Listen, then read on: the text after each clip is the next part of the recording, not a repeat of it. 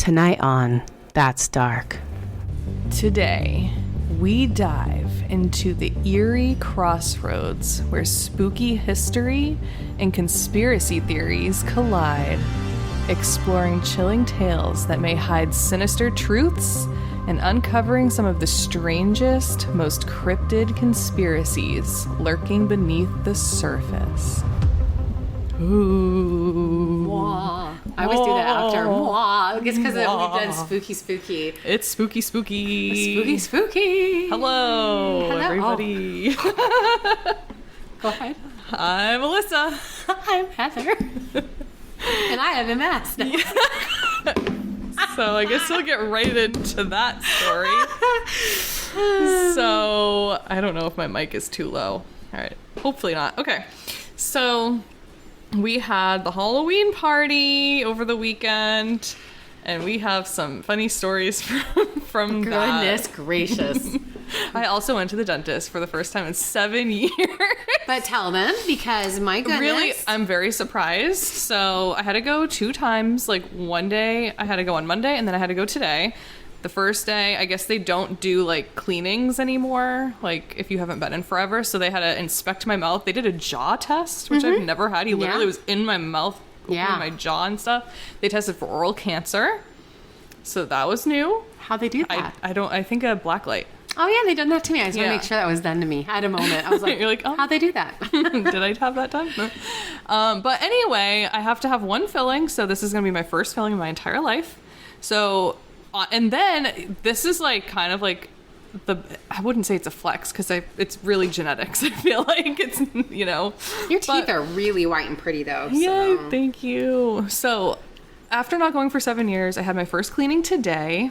And the hygienist said she wants to see me again in 6 months. But after the 6-month time, she thinks that as long as I continue everything that I've been doing, that I only have to go once a year.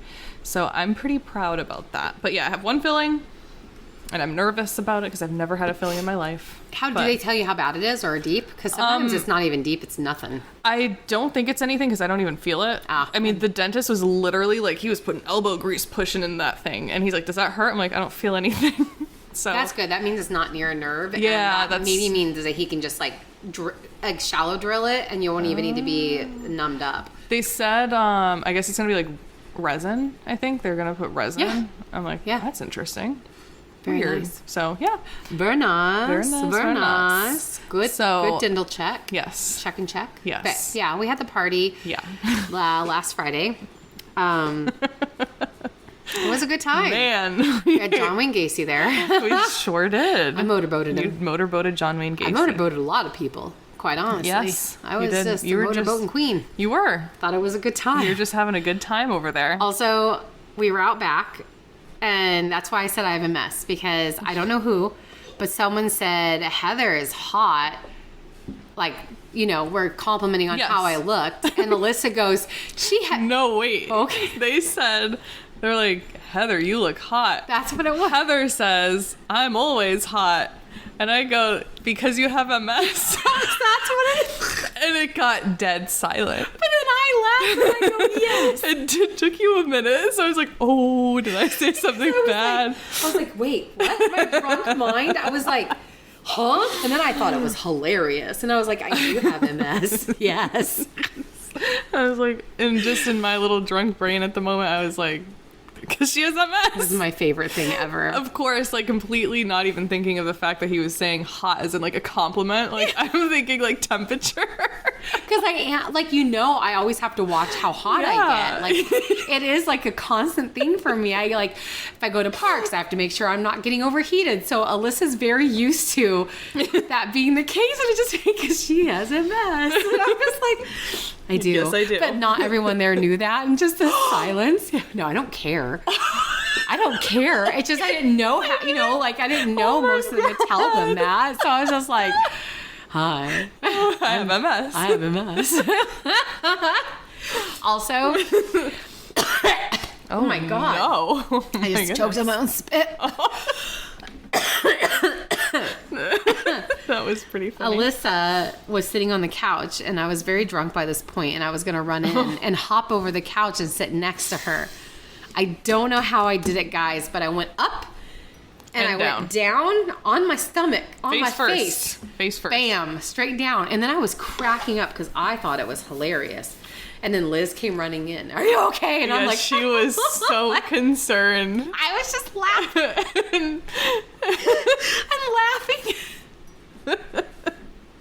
and laughing because I just thought it was the most hilarious thing. I put a boat around me. One of the people came. He is awesome. He came as the iceberg for an iconic killer for the Titanic. Literally said, "I am an iceberg" on his shirt, and then he had a Titanic boat around his neck. And then I took it off and wore it and said I was Flavor Flav. It was an epic night all the way around. It was an epic night. It was super fun. Every little bit of our alcohol, for the most part, got drank. Wow. Yeah, and guys, I stock it out. Yeah, I do. do. I make sure I have a spread for my parties.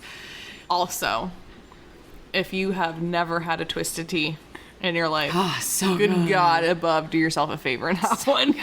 It's so good, it's guys. Good. What brand was that? It was the normal. There's Twisted Tea. That's like, I don't know what brand, but like that's what it's called. The name brand one's called Twisted Tea. Okay. There's spiked teas and stuff, but the one that's called Twisted Tea is the first one that was out. It was amazing. Do you know? I didn't even know there were different flavors that you had there. I just peach. Did you have the peach one? No. I don't like flavored tea. So like I just thought, because barely sweet. Dude, I had like 4. And I just kept getting the same one. Then it was Katie had like a flavored one, a raspberry one, I think. And I was like, there's flavors? Yeah. And then I'm like, they're not even sweet still. Well, maybe I had them and I just don't know. You probably did. I don't know how you could have got the same one. I swear I kept picking like the right killer one. And they're so good. And I was like, I had no idea. You know when you can't see? When you're drunk? I know, I completely know. Drunk? I'm like, I can't see without my glasses anyways. And so when people are trying to show me things, I'm like, I can't see. Yeah. Remember when I got the booze and I was like, can you read this to somebody else? Because I couldn't see anything. I couldn't see anyways because of my mask that I had on. So I already... Guys, she was Krugerine. I'd say that's a pretty iconic killer. I don't know if you got, whoever's followed us from when we were the witching hour, when she was Moss Face, I thought nothing could ever top that. But then I don't know if it topped it. I still don't know. Yeah, she was Krugerine, but Moss Face was just pulled out of, just sticking moss on her face. And I just remember recording the podcast and just looking at you. And you just have moss hanging off of your face. It was so uncomfortable. It was so awful. My favorites. It was the best. My favorites are Jake's looks whenever I first with Moss Face, but then when I came as Krugerine, he's just like, why? And I'm like, I just love it because why wouldn't you? Here you are in this Freddy Krueger dress that some would deem sexy, right? That's my favorite thing about you. You're in this Freddy Krueger dress that is short, has some rips, people would deem as sexy. And then you literally have Krueger makeup, like a 5 o'clock shadow on your face. Only and then there. A Wolverine mask. But only. And then his claws. But only there because I'm lazy. I'm not going to put it all over my face. That's why it was so perfect because it was like you had this 5 o'clock shadow. And it was perfect though because but Wolverine has one. That's what I'm saying. So it's like I didn't even plan that, and it just kind of the execution of it I was very proud of. But my face did fall off before the night ended, so I have to figure out a way to have my it's called Afterburn. It's a SFX makeup. I have to find a way to make it stick more. I think if you if you put alcohol down, maybe not. That's probably wrong. You probably shouldn't put alcohol on your face. I don't know. No, don't do that. Alcohol's not great for anything. I don't know, but it was a fun night. The costumes were great. I would say John Wayne Gacy looked just like John Wayne Gacy. It was a little bit of a mindfuck because I was already drunk. It was insane. I was drunk when he came in, and I was like, "Oh shit!" So, tell me why my brain goes, that looks like that's John Wayne Gacy, and I go, I'm gonna motorboat him. See, I don't know. I don't know. Would I have actually done that to John Wayne Gacy to demean him? Would I have been like, come here? Probably. You know, And it like, would be his nightmare because wasn't he like low-key gay? Wasn't he? Wasn't he like low-key gay? I don't know if he was. I think he was. Obviously he was. I think he was. But also I saw his paintings and he drew a lot of paintings of vaginas. Oh. Like, but they would be in flowers, things like that. Interesting. That's weird. I don't know, but it was a fun night. It was a good time. It was so fun. And I don't know. I think I'm gonna have to bring back Moss Face somehow. And it was funny because Evan passes out on the outside couch and I had to put a blanket on him. Oh, no, Caitlin put a blanket on him. Yeah. So he's passed out. Caitlin and Z are sleeping in the living room. Jared's passed out on the couch. Liz's mom's passed out in Ben's bed. We just had people everywhere because we got him so drunk. Oh my God. There was no going home. It was you know, it was, yeah, It's a rager. It was pretty crazy. I don't understand what my body does and how it does it, but I'm very glad that I sober up really quickly. I didn't that night. But You didn't. But I also you didn't kept stop drinking. Yeah, I Yes. stopped drinking by like 10. I have to say, for the amount I drank, my body was processing quickly. Yeah. Because I was never, like, sloppy. No. You know, I was processing it. I think it was going pretty quick because I did not stop drinking. No, you didn't. So. It's my new superpower.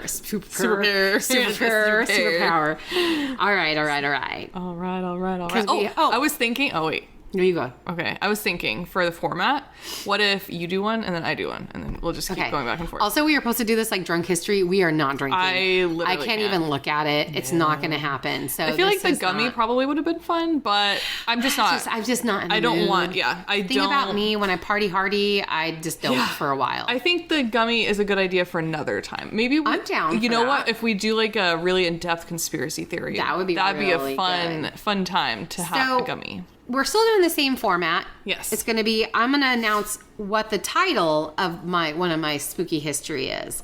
And then you're going to tell me what you think it's going to be about. And then I'm going to tell what it's actually about. Okay. Okay? Love it. So the first one we're going to do you want me to start? Yeah. Okay. The ghost ship Mary Celeste from 1872. Okay, it's definitely a haunted ship. Okay, what is Mary Celeste? Mary the ghost Celeste, ship, and it's from 1872. 1872, ghost ship Mary Celeste. Okay. It's definitely a haunted ship that took sail in 1872. Oh. And How'd you it was get surprising, that? right? And then it crashed. And Mary Celeste passed away. Poor Mary. And she... What is it with Marys and ships? I don't know. And they become Queen haunted. Mary. Yeah. Yeah. We got to do that one. Yeah, we do. But anyway, Mary Celeste passed away, but there was a twist. She had a lover on the ship. Oh. She did. Yeah, tell me about her lover. His name was Thomas Kincaid. And he drew paintings of her. Okay. And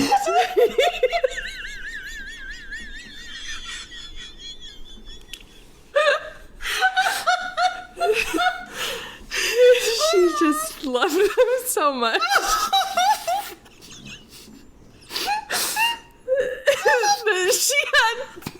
That when she died, she had to haunt the ship because they had the paintings hanging on the ship. Okay. None of that's correct.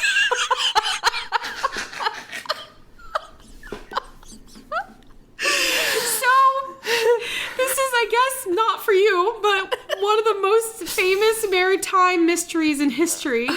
Maritime being water. Yeah. On December 5th, 1872. The ship was found drifting in the Atlantic Ocean near the Azores, completely abandoned but still seaworthy. Okay. The Mary Celeste was a merchant brigantine, I don't know if that's right, originally launched under the name Amazon in 1861. Oh, damn, ahead of its Before time. being renamed in 1869. In November 1872, she set sail from New York City. Ooh. New York City. New York City. Bound for Italy. Ooh. The ship carried a cargo of denatured alcohol used for industrial purposes, so it wasn't drinking alcohol, and was manned by Captain Benjamin Briggs, a seasoned sailor, his wife, their 2-year-old daughter, and 7 crew members. No one said what his wife's name was. Maybe her name was Mary Celeste. Maybe that's the lady. Where did that come from? I don't know. When the British brig de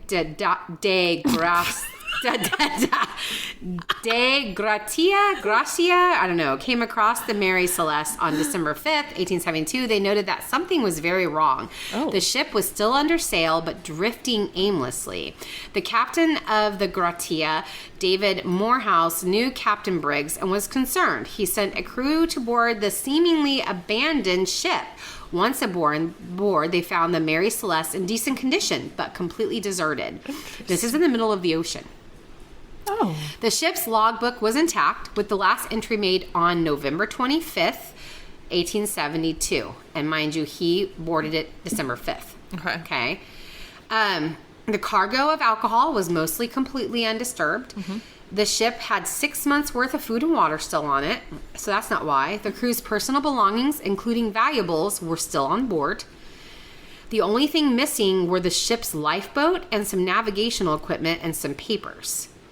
However, there were strange details. The ship's one pump was disassembled. Water was found in the bilge around 3.5 feet, though this wasn't enough to cause any type of alarm, I guess. That's not enough. Frayed rope was hanging over the side of the ship, suggesting the lifeboat had been launched in a hurry. There were no signs of violence or foul play, nor any major damage to the vessel. So, over the years, there's been countless theories because no one found them. Okay. Okay, so where did the crew go? They said piracy. Although piracy was common during this era, the theory was largely dismissed since the crew's belongings and cargo were left untouched. So typically when it was piracy, they wanted the stuff. They wanted the ship, they wanted the stuff. Mutiny. Some speculated that mutiny occurred, but again, there was no evidence of violence, and the ship's log and personal effects were left undisturbed. So mutiny, typically, they would have kicked the captain off, but they would have kept the boat. That's what mutiny is. It wouldn't have been that they all would have left. Right. You know? So alcohol fumes was another one. One of the more plausible theories suggests that the denatured alcohol in the cargo might have leaked, producing noxious fumes. Fearing an explosion, the captain may have ordered the crew into the lifeboat temporarily. However, they may have become separated from the ship and perished at sea. Ugh, so that God, what a tragic way. Kind of plausible. You know, that one definitely is. Yeah. A water spout or sea quake. A what? A natural disaster such as a water spout, a tornado over the water, or a sea quake, which is where, I don't know what a sea quake is, could have caused the crew to abandon the ship in a panic. I'm looking this up now because I need to know. Some believe in supernatural causes, attributing to the disappearance to a ghostly intervention or a curse. These theories add to the lore but lack evidence. Another one is, were they insane? Another theory suggests that someone on board might have suffered a mental breakdown or illness, causing chaos or fear, leading to the abandonment of the ship. The mystery of the Mary Celeste has never been solved, making it one of the most enduring sea legends. The ship continued to sail under various owners after that, and even after its ominous reputation. In 1885, the Mary Celeste was deliberately wrecked off the coast of Haiti in a failed insurance fraud attempt. Oh my God. But the crew was never found, including his children and his wife. See, that is history, but also a conspiracy. Yeah. That's a good one. All right, so a sea quake is an underwater earthquake that occurs beneath the ocean floor, causing the seabed to shift. The seismic activity can trigger large waves and disturbances in the ocean, including the displacement of water that might lead to tsunamis, and if the quake is strong enough. Unlike typical land earthquakes, the main concern with sea quakes is their potential to cause massive water movements, which can have devastating effects on coastal areas. And they generally result from tectonic plates shifting under the ocean, creating a similar shock wave to land earthquakes, but transmitted through the water. Fuck that. Another reason why I do not like the ocean. Yeah, I don't know why it is, Period. but just a crew disappearing like that just Hate gives me it. the chills. Because the ocean gives me hate it. so much fear that the fact that these people like were in the middle of the ocean and just disappeared, no matter what happened to them, gives me the chills. The like worst. big time. So anyways, not a lady that he painted on the deck. No. Or on the ship that Thomas decided to Kincaid haunt was it. not on it. Your turn. All right, so mine, I don't have a huge like explanation of what they are because some of these I've not heard, and I want to do separate videos on each topic because they're interesting. So the first one I have is the phantom time hypothesis. The Phantom Time hypothesis. So to me, that sounds like that it's the hypothesis that we can create this phantom time out of nowhere. Like there's some time that is in our, like that will be there that we can't make a rhyme or reason as to how it was there or why it was there, but we know that it was put in there. And so we call it the phantom time. That's a good guess. Oh, okay. That's actually pretty accurate. So I also, I completely forgot what I was going to say. All right. So the phantom time hypothesis was in 1991. Okay. Historian Herbert Illig proposed that the years 614 to 911 AD never happened. No. And that historical events and figures like Charlemagne were completely fabricated. You know Charlemagne. I do. I didn't know who Charlemagne was, so I'm going to assume go a lot right of people don't. Yep, go right ahead. And he was the king of Franks from 768, king of the Lombards from 774, and emperor of what is now known as the Carolingian Empire from 800. And he held these titles until his death in 1840 or 1814. I was Sorry, like, yeah. not 40, 14. So You mean yeah, 814. 814. What did I say? It's 18. 1814. There I go. I know, it's hard to do the single Because they're not digits. real. 814 wasn't real. Remember? So, the theory suggests that the Gregorian calendar was altered, adding about 300 non-existent years to the history. And the idea here is that we've actually been living in a historical deception, meaning that we currently are living in the 1700s rather than the 220s. 2020s, I mean. Not 220s. That's whack. Yeah. That one is... that's one I have to do research on You because should I do, need to be because- like, where did you come up with this? Yeah, we've actually have communicated, and we know that there's Yes. spirits that have lived during that time. But that's, again, people don't So- all believe in spirits, so that's, again, not something that we can prove. But I also that timeline would still exist even if we lived in this. If he's what he's saying is correct, we were in the 1700s currently. Like the 614 and 9/11 were still had to have happened, but maybe I don't know. It's weird.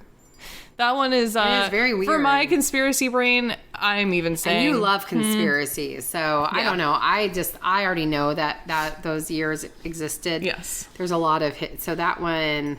I just wanted to... Oh, that's another thing. I listed them from from easiest to guess to the least easy Okay. to guess. So, I just have to hear what this is. Diet love. Thank you. okay, you needed the look- pronunciation. Yeah. No, I think that's I don't easy think- for me to debunk personally, but again, like... I still want to hear what people have to say. I would love to and hear see, what like, they think about that. Yeah. I just think know a it's- lot of stuff in that during Yeah. it. There is things. So. Yeah. Not likely. All right. So my next one that I'm going to do is the Dyatlov Pass incident in 1959. Ooh, I have heard this. The Dyatlov Pass. Dyatlov. Dietlove. I can't say it right. Okay, this took place in Germany. No. It did. Oh, sorry. I'm like, no. Now I'm second guessing myself. All right. This is what my brain thinks. Okay. Dietlove Pass was a bridge in Germany. And what country is next to Germany? Is France?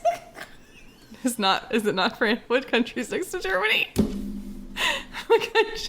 I need help. I'm not gonna tell you. Oh man. Okay, I'm gonna go with France. And it connected France to Germany. But under it was water, and so that's why it's called a pass, because there was water that went under it.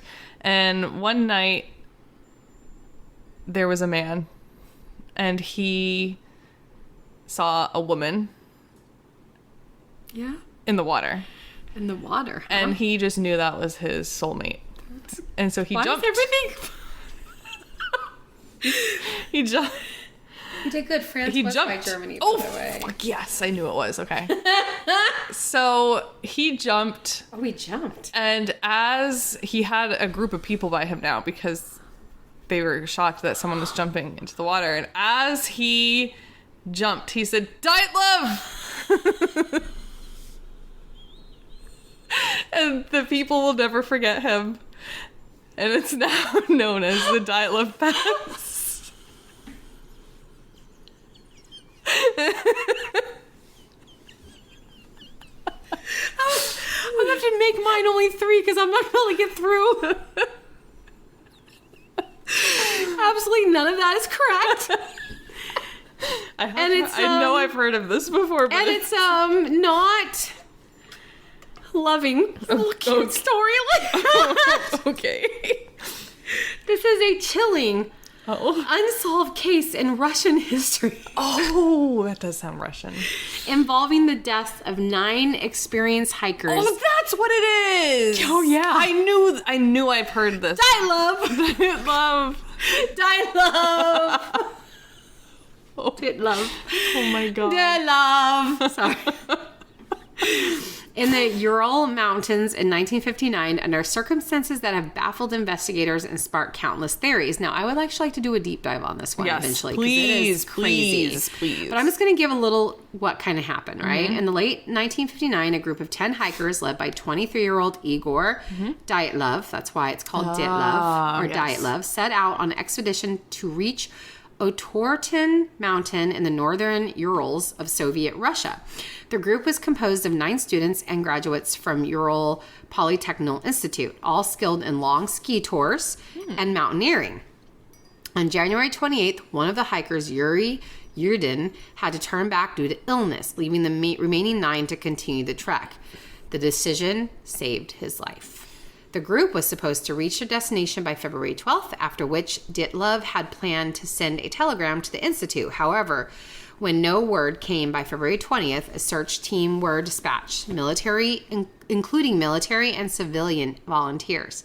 On February 26th, searchers found the group's tent on the eastern slope of, its basically translation is Dead Mountain. Oof. Okay. God. The scene was strange and disturbing.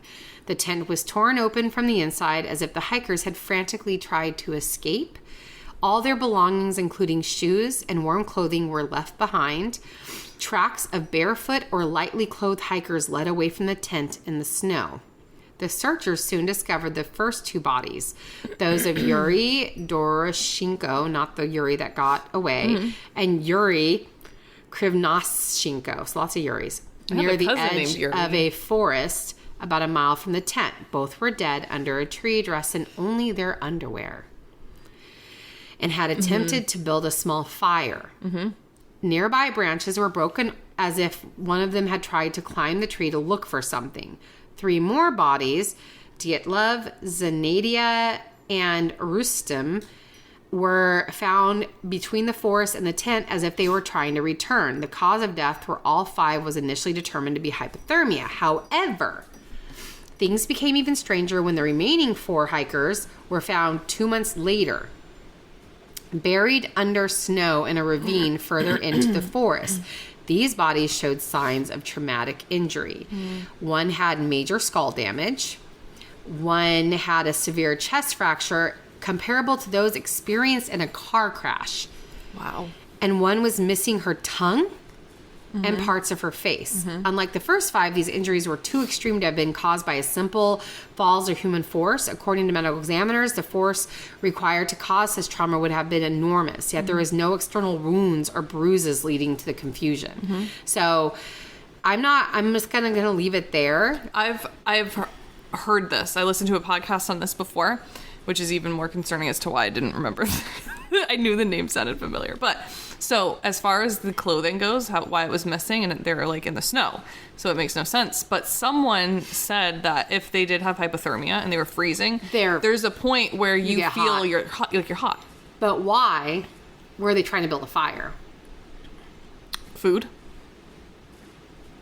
They weren't gone that long. That's true.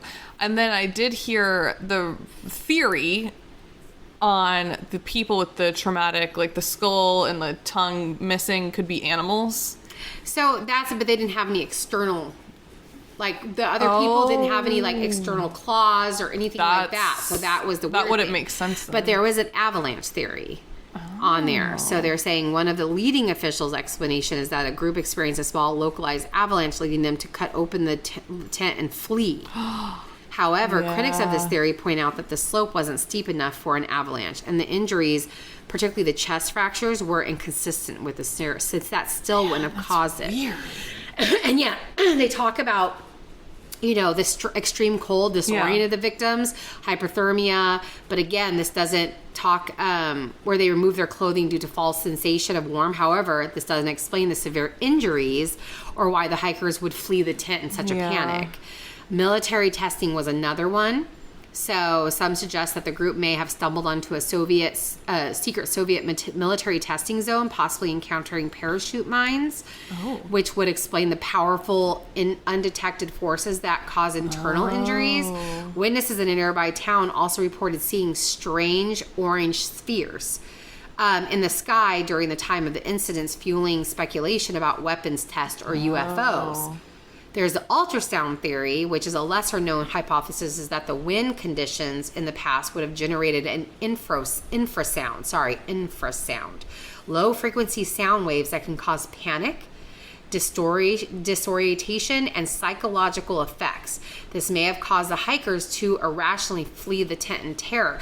Now, this one's interesting because they actually did a test where they put people in different houses, and they put low frequencies on one house and then another one, and these are like little like cabins. They different frequencies, and like ones that have what they're talking about, they were like, oh my god, this place is haunted. They were like freaking out in that place due to the low frequencies. So it is very interesting. Some speculate theories involved in UFOs, extraterrestrial interference based on the strange arranged lights, report orange lights in the sky, as well as the mysterious nature of the injuries. Others believe a Yeti or some other unknown creature attacked the hikers, but there's no external. That's what they just said. There's no external evidence to suggest this. But if the Yeti is like human-like and can pick them up, that could explain. Bam! Yes. But there was no bruising. That's so weird, dude. So, and then the last one is that the cage, and I'm going to go into this eventually because there's a lot. When I was going down fascinating. KGB or espionage. Some believe that members of the hiking group were involved in a KGB mission, possibly smuggling radioactive material. This is partly fueled by traces of radiation found on some of the hikers' clothing. Yes, that's the other thing that I was reading about, the radiation that was found on them. Though the levels weren't high enough to be anything of serious consequence. But again, is that what they reported? Right. Because it was reported they all had radiation. And maybe that's why that one guy dipped out. He's like, man, I don't want a part of this. Yeah. But also I was thinking too, if something happened, like I've never heard of what was it called? The parachute? What is it? Parachute something that they came across the testing. Hold on. It was called the parachute mines? Paradoxal.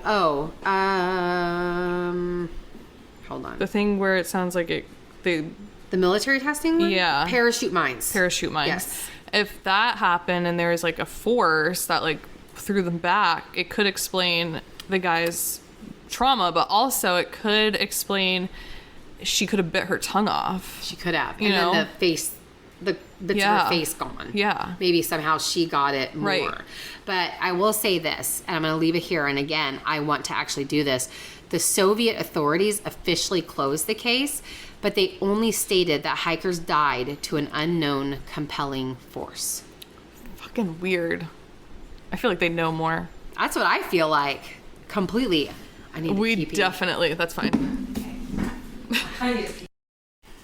Okay, I don't remember where we left off. We paused so Heather could go pee. We were done doing that was it. Like, it's bizarre, and I want to actually do a whole episode on it. 100 freaking percent. 100. Now I have to scroll back up and try to find where where my things are. Hold on a minute. Okay, here we go. All right. Project Serpo. Project Serpo. Mm-hmm. I feel like this is a project they put together. Mm-hmm. It's undercover. The military. Okay. So it sounds very military-like. So the military puts this project together, and it's called Serpo. Okay. And what it is that I know in Vietnam, they had black mambas. And so... Are you thinking putting Serpo and Serpent together in your head? Okay. And they would talk about the black mambas standing straight up, so tall. So what I'm thinking... Yeah, no, legit. So what I'm thinking is Project Serpo was a secret project because... in Vietnam, they had a hard time fighting the Vietnamese because they were very good soldiers and they would run the trees. So I feel like, and I know my dad said they had a black mamba that they took care of and fed chickens. Stop, so that's so cute. Yeah.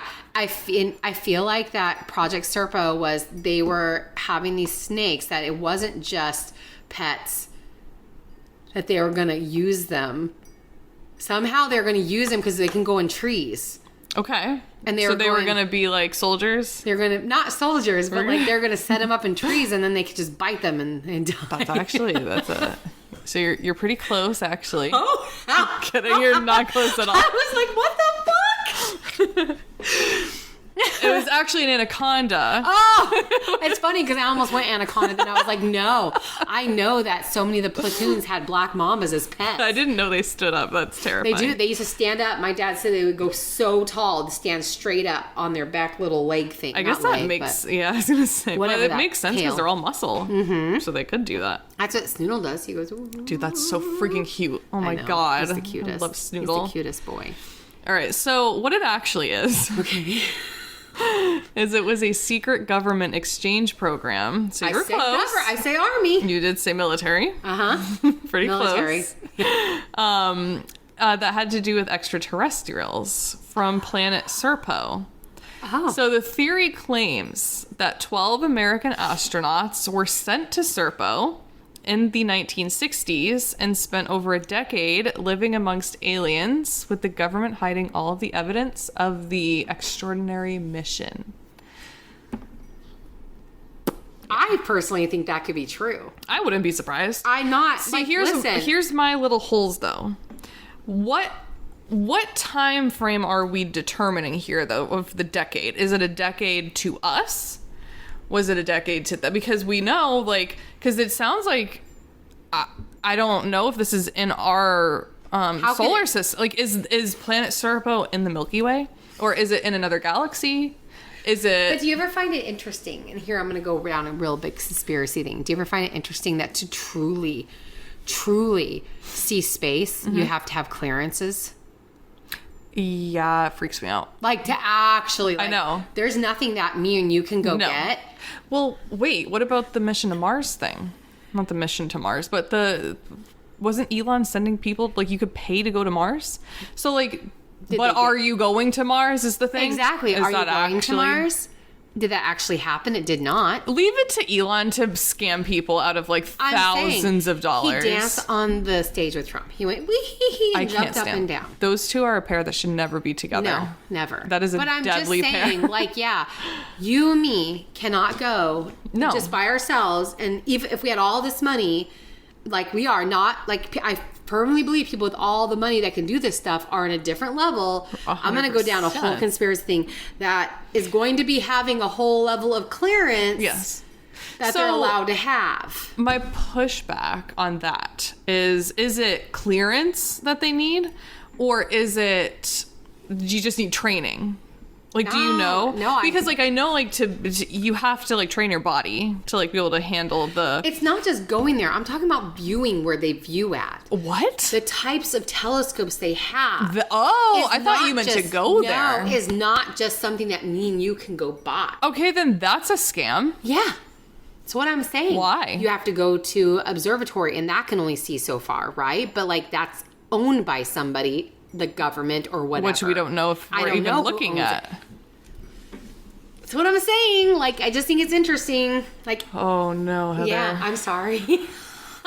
Why did I take my clothes off? She's taking her flannel off. I think about that all the time. Oh, not all the time, but I can't. Like, it did. It sent me. Hold on. Do you know what those are called? Like, what you would need special clearance for to, like, observe? No, like, why do you need special... Not special telescope. I think that's the better way to read it. To see... Own a telescope. To own, okay. To own a telescope that can actually... See everything in the universe. Everything in space. All right, let's see. Let's see what it pops out for me.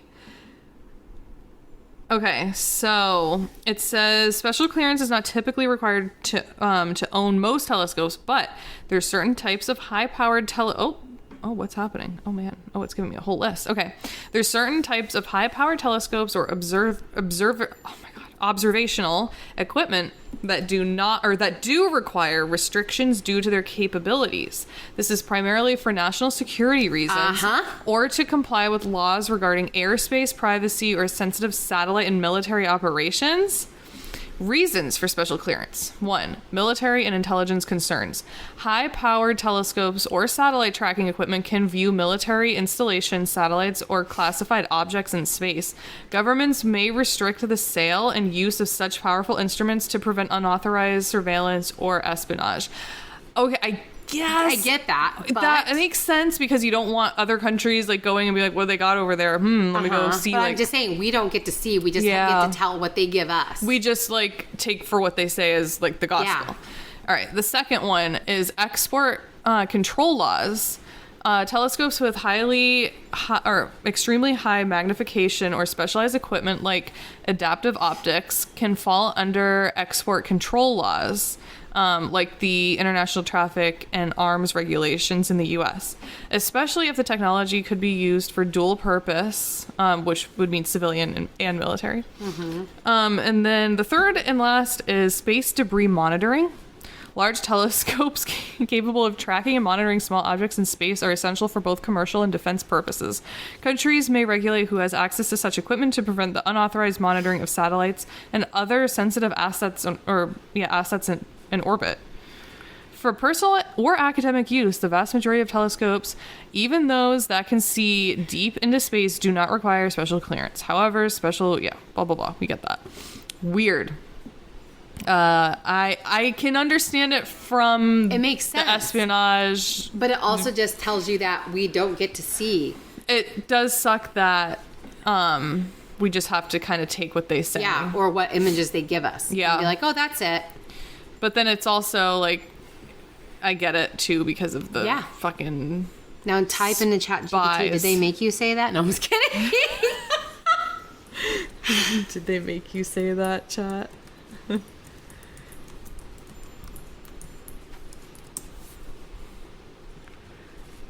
It's thinking. I provided that explanation because it's based on common regulations surrounding high-powered optical equipment. It's okay. You can tell us. While typical consumer telescopes don't require special clearance, some advance. Okay. I'm just kidding. Thank you. We love you. Okay. You ready for mine? Isn't that interesting, though? Yes. My brain thinks about that, and I'm like, what if... Yeah. What is... Bear? Oh. My shoes are up. Hi. Okay. Okay, we're back. Sorry again. Okay. All right. That was interesting. And again, Yeah. it was your second one, but it made me go down a hole, and then I took you with me on it. So, all right. So, the Wait, that was my third one. I read the wrong one, so whatever, I'll it read my was second good. one. Okay. Okay. So, the next one for me, and here you go, is the Dancing Plague of 1518. Okay, I got this. All right. 1815? 1518. What is it, the 1800s? I don't know. My goodness. 1518. So back in the 1518s, there was this plague, and it was just awful. Well, yeah, plagues usually are. But it wasn't like a traditional plague. No. This was not the first plague because there was a 600 AD, unlike the first conspiracy I discussed. Yeah. All right, so Blows that out of the water. it does. It does. Yeah. So this plague actually made you dance until you died. You got so jittery that it just made you jump out of your skin. You just danced and danced and danced and danced some more until you died. And then that was it. Actually, not far off. Yay! But except for the 600 AD thing. Okay. There was other plagues. There was a black plague, you Yes, know, and the that bubonic was plague. in, when was that?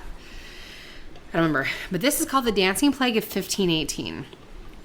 So you actually landed it pretty well. Yay. So, known as the Dance Mania or Saint Vitus dance, was a strange phenomena that occurred in Strasbourg, that then part of the Holy Roman Empire, now modern day France. In July 1518, dozens, eventually hundreds of people began to dance uncontrollably for days. What the With hell? many collapsing from exhaustion and some even reportedly dancing to their deaths. Oh, shit. The strange episode began when a woman named Frau Trophe started dancing in the street for no apparent reason. She danced for hours, and within a week, around 30 others had joined her.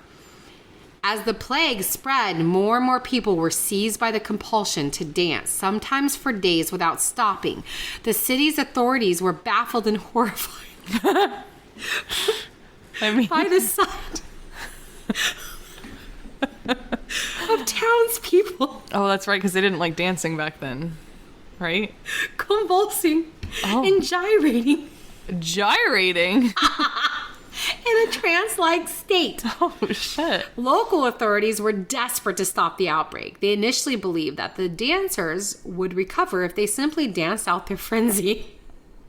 So they hired Oh, my God. musicians Oh, stop it. and even built a stage to encourage the activity. Oh, my God. This is so This 1700s. is true. It's 1500s. Shit, what the hell? However, this only made things worse as more people joined in.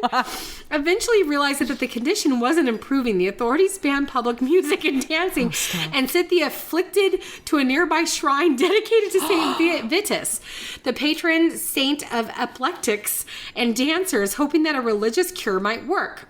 Of course. Despite numerous theories on this, the exact cause of the dancing plague remains a mystery. Some of the most potent explanations are mass hysteria or psychogenic illness. that makes sense. Most historians agree that the phenomenon was likely a case of mass psychogenic illness, where people experience collective stress-induced symptoms due to shared anxieties. Europe had just been through waves of famine, disease, and hardship, and some scholars suggest that the extreme stress of these conditions might have triggered the epidemic of dancing as a kind of mental breakdown. So they're all just mentally breaking down, gyrating. They're breaking down mentally and physically. The fact that they're like, build a stage. Just build a stage, get some music going. They just got to dance it out. The next one is that the dancers might have ingested bread contaminated with ergot, a type of fungus that grows on rye and can have hallucinations, muscle spasms, and psychosis. That sounds like the most plausible. Yeah. Ergot, I think it's ergot poisoning, also known as St. Anthony's fire, is the same fungus from which LSD is derived. Oh, well, shit. However, this theory doesn't fully explain why people would dance for so long, why they danced for so long, or why the outbreak was localized, because I guess it maybe would have been all over the place. The other one is that many times people believe that the dancing was a curse sent by Saint Vitus or another saint. People believe that Saint Vitus or Vitus had the power to cause or cure such convulsions of dancing fits. And so they thought to placate him with prayers and pilgrimages. Others believe that the devil himself was at work. Oh. The other thing they're saying is a neurological disorder. Some scholars have speculated that the affected may have suffered from some type of neurological disorder such as chorea, which is characterized by involuntary rapid jerky movements. However, there is little concrete evidence to suggest this theory. But also, why would that many people all have that disorder? Yeah, it doesn't make any sense. So the dancing plague is one of history's most bizarre medical mysteries. While isolated cases of dance mania occurred in other parts of Europe, the 1518 incident is the most well-known documented. Its origins remain speculative, but it continues to fascinate. So they actually had it, and it was just, this was the most documented, but they had cases of this dancing plague in other places. Yeah. So then that makes sense about the rye to me. It does, right? Because they tried to say it was not localized, but I mean, it was localized. But even if it was localized, that still makes sense to me because like maybe it's just like a bad batch. But why would that be like something that I feel like I would do? Like, let's make a stage and get music and see if it gets better. But also, why do I feel like they were not dancing at all? No, like it was literally like seizures. Yes, gyrating and convulsing. It said. Just people don't play some music. Yeah, make a stage. Make it a thing. Stop falling down. Make it a thing. So anyways, you were actually somewhat right on that one. That was a not a bad guess for me there. All right, so I'm kind of upset because I'm supposed to do these in order of like easy to least easy. So you got a harder one for the second one. So you're getting the easy one now. We're going to go with good old the Bohemian Grove. Oh, have you not heard of this? No. Oh, shit. Wow. So I think the Bohemian Grove is a grove of marijuana. Okay. And its conspiracy is that the government runs it. Mm-hmm. And that the government runs, no one can get close to it or they get shot. Okay. And so the government's running it so they can control the drug, culture. And in fact, that what we think is something else is actually the government because they actually have this land. But if you go anywhere close to it, you get shot down. That's my best theory. That's not a bad guess, actually. It's not quite it, but it's not bad. So the Bohemian Grove is an actual thing. Okay. It's an actual private retreat in Northern California. Oh. Where some of the world's most powerful men meet annually. Oh. That makes sense to me. Conspiracy theories around the Grove allege that it's a place of secret occult rituals or shady political deals, with some claiming world domination is plotted there. Others suggest that during these secret meetings, the elite participate in bizarre ceremonies, including a rumored mock human sacrifice to a large stone owl. And I don't believe it's mock. It's not 100%. It's not. No, come on now. This is an actual meeting that these men do. You can't tell me some Jeffrey Epstein shit's not going down there. Come on now. Probably worse. Yeah, you're going to tell me there's not actual sacrifices going on? You cannot have your phone here. Oh. Cannot. Come on, dude. And yeah, there's like a whole, I'm shocked you've never heard of the Bohemian Grove, because this has been like a very, I don't know if you know who Alex Jones is. I do. Okay, so he's the one that kind of like brought this to the light. His fucking ass swam out and spied on it. I don't know if he still has footage of it or like what, but he literally swam out there. What? Yeah, What'd he say? he's goes on about how they do all this crazy shit. But also, I don't think Alex Jones is a very credible. He's not the most credible man. I'm gonna ask my brother. Yes. I Yes. am. Please. Because ooh, yeah. Be like, have you ever been invited to Bohemian That's what Girl? I'm doing, because he's been with He's some been to pretty some influential shady people. So I'll see what his response is. Yeah. If he's like, no. Then you know He some said, shit. no. He said he's never heard of it? Yeah. There's no way. No fucking way. No fucking way, dude. Stop that. Okay. Yeah, he knows. I feel like, did the government tell you to say that? Yeah, it's there's some talk of that this is where they like have like the baby sacrifice stuff, like that kind of shit. That's interesting. Just interesting. All I know is when you tell me, you put the words, what were they exactly? Where most powerful in men in an annual meeting together, nothing good's happening. Nope. All right? Nothing good comes out of that. So, you were pretty close, I guess. Like, it's not quite... I'm sure they do a boatload of drugs there, but it's not a grove of marijuana. I'm out texting him and be like, I guess it's this. Like, I don't know. It's very odd that he doesn't, yeah. He knows. He says, what about chicks? Yeah, Okay. All right. You ready for mine? Yes. This is going to be a short one. So this one is the Hope Diamond Okay. curse. Hope Diamond curse. That changes my brain thought. So, all right. So, you know how, unfortunately, there's people who have to dig for diamonds. Uh-huh. And that is still the case in what I believe this is. So there's people who have to dig for these diamonds. And... Like the children There's- with the blood diamond? yeah. Yeah, okay. Yeah. So the whole goal is... Man, the curse really threw off where my brain was going to go. Well, I suppose it would be if you don't find this diamond, or a diamond, I guess, for the fact, you will be cursed. I mean, I think that a lot of that's accurate because most diamonds are Yeah. farmed with blood. Yes. So very accurate. It is a large diamond, so you're Okay. right on that one. And there is a curse. Okay. So, yeah.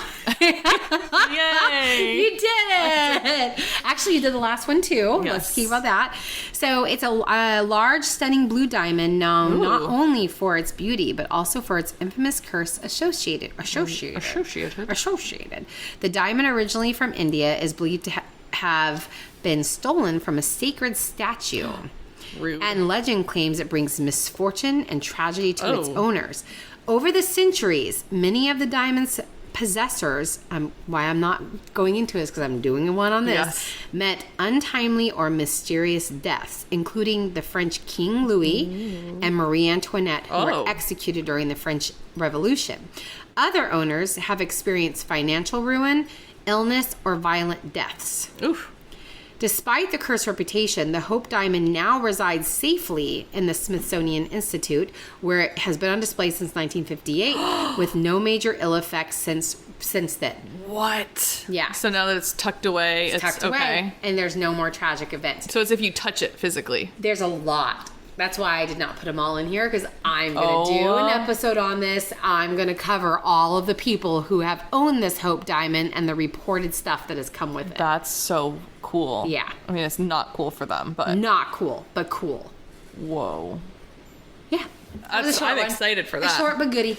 Dude, these have been some really good, like, these are like low-key conspiracies. I know. I like it. Okay. We're moving on. I feel like You have probably heard of this. The Montauk Project. Nope. I've recently kind of started looking at conspiracies, but I'm not a big conspiracy person. There's only one reason why I say I feel like you may have heard it, and you'll know why when I say. Oh, I got to All right, what I think it is. Yes. Montauk Project. Montauk. Mm-hmm. It's from the Montauk Islands. Mm-hmm. Montauk Island of New England, where there's a project. Yes. Where they keep the immigrants. You were on the upward and then you just... I mean, yes, that's exactly correct. I think I'm getting Montauk and Nantucket. And it's a Montauk Island in the triangle of Massachusetts Triangle. And it's there.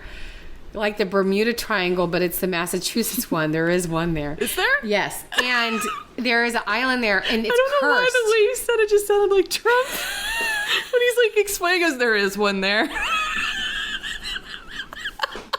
It's cursed.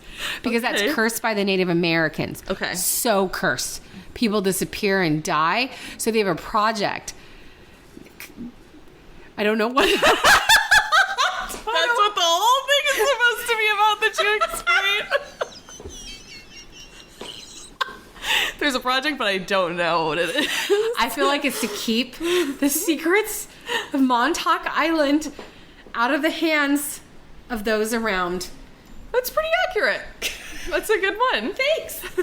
It's actually not too far. Okay, tell me. All right, so rumors about the Montauk Project claim it was a series of secret U.S. government experiments at an Air Force base in Montauk, Long Island. Oh, it was there about New England. Yes. Alleged activities including time travel, teleportation, and mind control. What? Some even say that the project tried to create a super soldier or some contact with extraterrestrial beings. The conspiracy gained some attention for supposedly inspiring the plot of Stranger Things. But those who believe in it claim it's much more than fiction. And girl, I listened to a whole documentary on the Montauk Project because I've always... Yes. You do? I want to know more. And also, while I listened to the documentary of the Montauk Project, I heard of some actual experiments that the U.S. I'm doing a whole episode on experiments the U.S. has done. Holy fucking shit. I 100% believe the Montauk Project is a real fucking thing. And it is to a fucking T what Stranger Things is. No fucking way. To a fucking T. The whistleblowers that came out that were part of it. The things that they did to the people. And someone who claims to be someone that they were tested on. And I'm, saying Can we talk about real fast with Stranger Things that... Can we talk about the fact, because you know how it's in the other side, right? Upside down. Yeah. Can we talk about the fact that in the Skinwalker Ranch in Utah, they talk about the ground opening up and a creature coming out of it and running and then going back in it? What the... and then rumblings. You know what that sounds like to me? The Montauk Project. I'm just saying. Interesting. God, I love this. You got to do one on that. You have to. Dude, You have There's to. There's so many that I'm going to be doing. So good, dude. Okay, so my final one tonight is called The Legend of the Greenbrier Ghost from 1897. Greenbrier Ghost. So, there was a woman. And she lived in Greenbrier, South Carolina. And she used to love to go and look at the stars every night. Oh, for fuck's sake, Elizabeth. Yes, go ahead.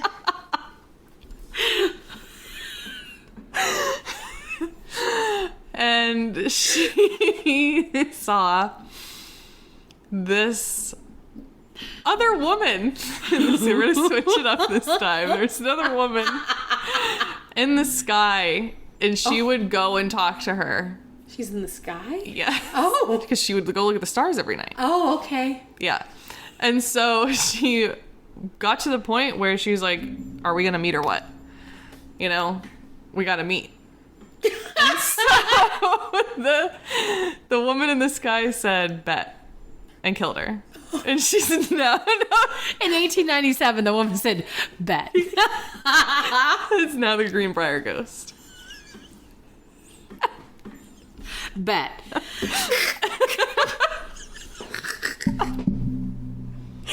No. You got one thing right. It's Greenbrier County, but it's not North Carolina. But everything South Carolina. It is not even South Carolina. Everything else is a no. In January, and she said, when are we going to meet? I said, bet. If I was ever a killer, I'd be like this. I'd be sitting with a knife, and they'd be like, you're going to kill me? I'd be like, bet. All right. The actual legend of the Greenbrier ghost is in January 1897, a young woman named Elva Zona Hester Shue, known as Zona, was found dead in her home in Greenbrier County, West Virginia. Her body was discovered by a young boy sent on an errand. Zona's husband, Erasmus Edward, I don't know, he went by Edward Shue, claimed her death was due to natural causes, specifically the everlasting faint. Oh. A vague term back then for a heart attack. Everlasting faint. Yeah. Dr. George Knapp, a local physician, conducted a brief examination and accepted this explanation. As Shue was overly emotional and resisted a thorough autopsy, Zona was quickly buried without further investigation.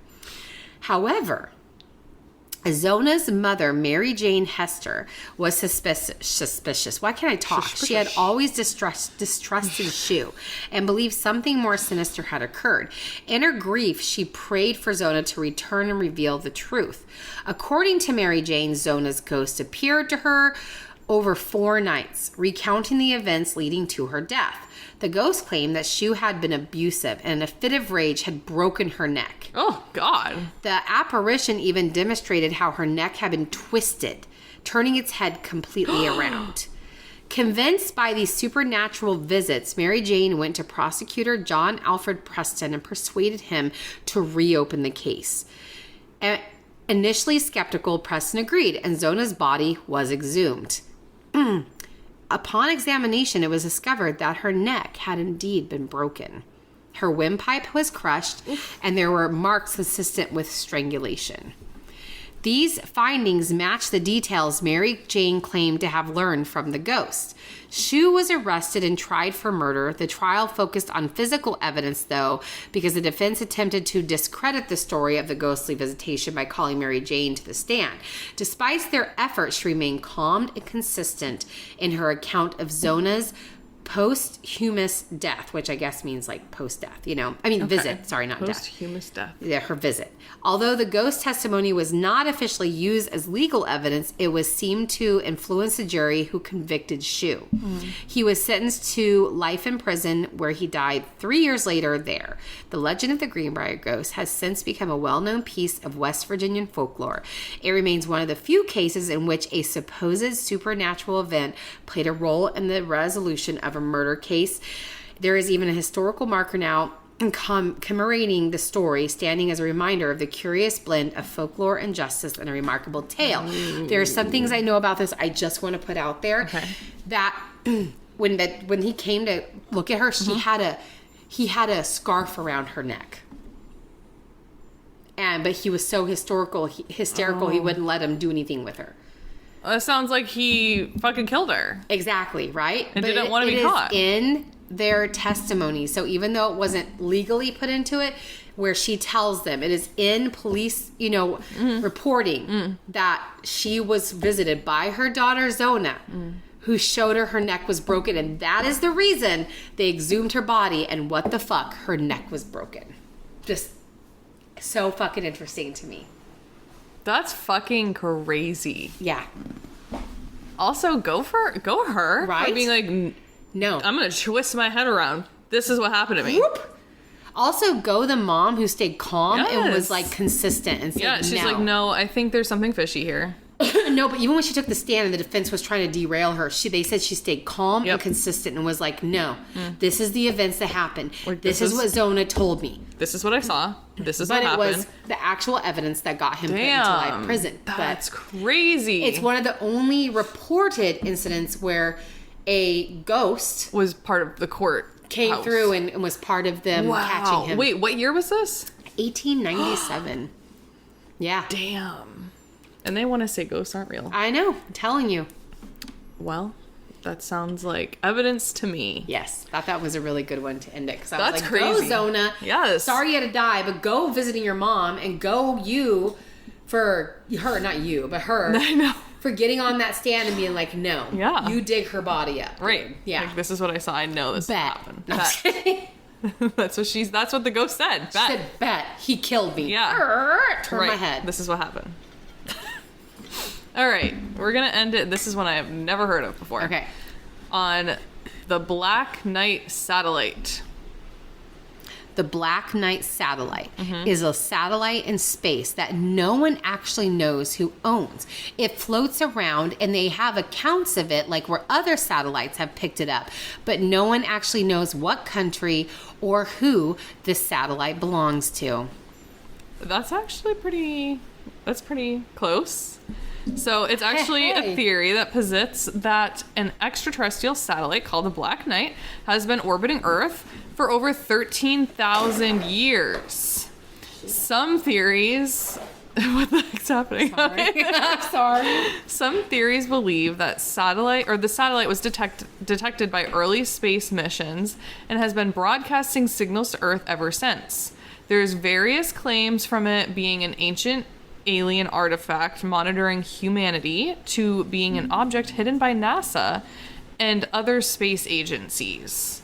So that one's kind of a meh.